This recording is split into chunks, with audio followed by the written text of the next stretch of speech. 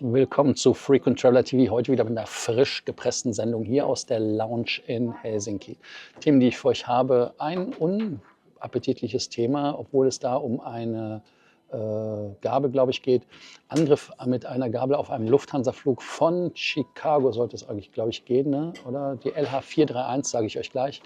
Und dann haben wir ein Thema: in den USA gibt es ja den Shutdown. Der Shutdown hat als Thema, dass viele Leute, die im öffentlichen Dienst sind, nicht bezahlt werden. Und deshalb geben Fluggesellschaften Essen aus. Das Thema 3: Lufthansa verabschiedet leider die 340-600, aka Galeere, wie sie genannt wird, schon im Januar nächsten Jahres. Da werden die Flüge quasi ausfallen. Fällt aus wegen ist nicht maschinenfähig gescrapped. Wir wissen noch nicht, was damit passiert. Dann Alaska Airlines, bis zu 100% Bonus beim Meilenkauf. Da gibt es eine Promotion bis zum 4. November. Da solltet ihr zuschlagen. Eventuell, ich sage es euch, ob ihr es tun sollt oder nicht. Ihr denkt dran, wie immer den Kanal zu abonnieren, die Glocke anzumachen, ein Like da zu lassen und natürlich dann auch auf School zu kommen. Ich selber bin heute in München, werde da Termine haben. Heute Abend haben wir so einen kleinen offiziellen Stammtisch. Und wir haben dann nochmal natürlich am Ende des Tages morgens, habe ich mit einigen noch Termine bezüglich LLC und so weiter. Ihr wisst ja, wenn ich in Deutschland bin, könnt ihr mich auch persönlich treffen. Das erste Thema, was wir haben, ist das Thema USA und Shutdown. Aufgrund der anhaltenden US-Haushaltssperre, der ja Shutdown genannt wird, die Demokraten, Republikaner, egal wie rum, kämpfen miteinander um den Haushalt. Und dann hat man halt einfach gesagt, ja, dann bezahlen wir das nicht. Dann gibt es kein Geld. Und viele Mitarbeiter von den Bundesbehörden, TSA, Zoll, Grenzschutz und FAA, sind derzeit unbezahlt. Und wie die Leute dann sind, gehen sie trotzdem zur Arbeit, weil sie pflichtbewusst sind. Und mehrere US-Airlines zeigen ihre Solidarität, indem sie halt Essen spenden. Dazu gehören United, Delta, JetBlue. Die geben kostenlose Mahlzeiten, weil die Leute sich wirklich teilweise nichts mehr leisten können. Weil die muss Miete bezahlt werden und alles. Und wenn der Staat halt nichts bezahlt, dann ist das schlimm. Die Aktionen fanden an großen Flughäfen statt: Chicago, Los Angeles, San Francisco, Washington. Und der Haushalt, der halt da ist, der ist halt blockiert. Und dann zahlen die einfach nichts aus. Das ist für uns, glaube ich, in Deutschland nicht so vorstellbar. Ist in Amerika bekloppt. Und zahlreiche Mitarbeiter mussten daher Zwangsurlaub nehmen oder arbeiten halt ohne diese Zahlung weiter, was natürlich auch komplett banal ist. Sie kriegen das Geld danach zurück.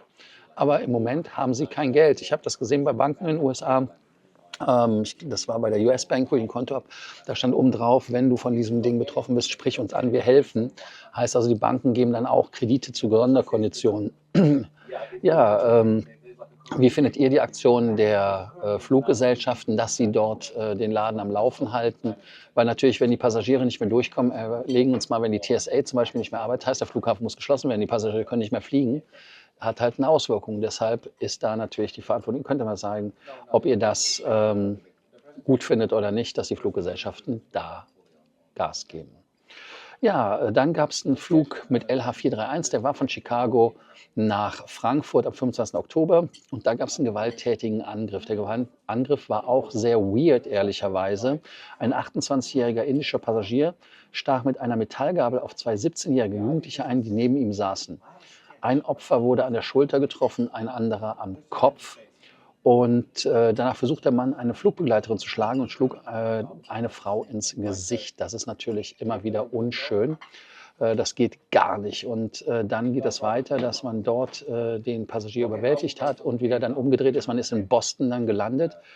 Die 747-8, das war die Yankee Quebec, hat 362 Passagiere an Bord gehabt. Lufthansa organisierte Hotels und Ersatzflüge für die Passagiere. Und Gott sei Dank muss ich ehrlicherweise sagen, das ist passiert in den USA, weil da geht das dann knallhart zur Sache. Da ist es so, dass die FBI unter die Ermittlungen übernimmt, weil das hier über Ländergrenzen war, also Staatsgrenzen war.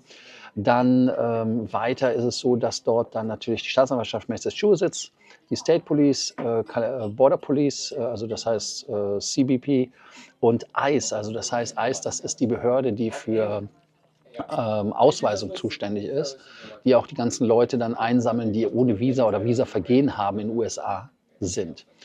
Und ja, Strafe in den USA bis zu 10 Jahre Haft, $250.000 Geldstrafe. Und laut der FAA gab es allein dieses Jahr über 1200 Fälle mit renitierenden Passagieren. Das ist natürlich auch eine krasse Zahl, muss man ehrlicherweise sagen, Tendenz steigend. Die Lufthansa hatte auch das Thema, 383er waren 2023 außerplanmäßig gelandet, weil dort ein Ehemann in der Economy Class randaliert hatte und drohte, alle an Bord umzubringen. Die Crew reagiert sofort, brachte die Lage unter Kontrolle, sagt eine Lufthansa-Sprecherin. Und die US-Staatsanwaltschaft sagt, der Mann versuchte, eine Flugbegleiterin zu schlagen und eine Frau ins Gesicht zu schlagen. Ja, das ist natürlich krass. Das ist ein Fall, wo es Flugverbot geben sollte, lebenslang, egal wo oder was. Ne? Was ist eure Meinung? Sollte es da Flugverbot geben für so ein Verhalten? Da bin ich mal gespannt, wie ihr das Ganze seht. Ein Flugzeug, mit dem ich sehr viel Freude hatte und viele schöne Erinnerungen habe, ist der Airbus A340-600. Viele Honnmeilen darauf erflogen, in der First Class, in der Business Class, habe da auch in der Economy Class gesessen. Der letzte soll wirklich nach Fernost nach Hongkong gehen. Der fand stand am 25. Oktober.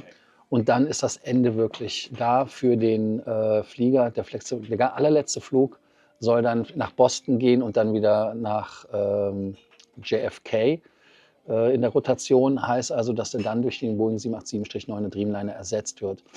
Die Frage ist natürlich auch, warum? Natürlich ist es so, dass der ursprüngliche 2021 ja schon der 340-600er rausgehen sollte. Aber er wurde natürlich beibehalten, weil es bei der Boeing Lieferverzögerungen gab, man First-Class-Sitze brauchte. Aktuell sind 5 Dreamliner vorhanden, 5 weitere sollen bis Jahresende folgen. Erst dann, wenn diese geliefert sind, kann die 340-600 endgültig stillgelegt werden. Und wann wurde die erste ausgeliefert? Erinnert ihr euch? 2003, das ist schon so lange her. Das war die Nürnberg mit dem Namen und das war die Delta Alpha India Hotel Alpha.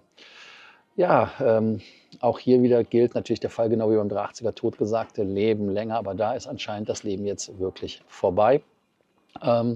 Ja, welche Maschine verkörpert für euch mehr Lufthansa-Charme? Der ikonische 340-600er oder der Dreamliner mit der Allegris-Kabine? Was ist für euch Lufthansa? Ich sag mal so, ich beantworte euch, ich glaube, der Dreamliner ist schon geiler, alleine vom Fliegen her, aber der 340-600er war in seiner Zeit halt auch ein geiles Teil, also 25 Jahre zurück, ne Quatsch, 23 Jahre, war ja 2002, war schon leider geil, also insofern kann man da nicht meckern. Wer auch nicht meckern möchte, ist bei Alaska Airlines gut aufgehoben. Eigentlich eine coole Fluggesellschaft, die haben Meilenpunkte-Status und die gibt es 100% Bonus beim Meilenkauf bis zum 4. November. Und die ist gültig für doppelte Meilenaktion. Bei 100% liegt das Ganze bei 1,80 Cent pro Meile ungefähr. Wichtig ist, dass Nicht-Elite-Mitglieder gilt ein jährliches Kauflimit von 150.000.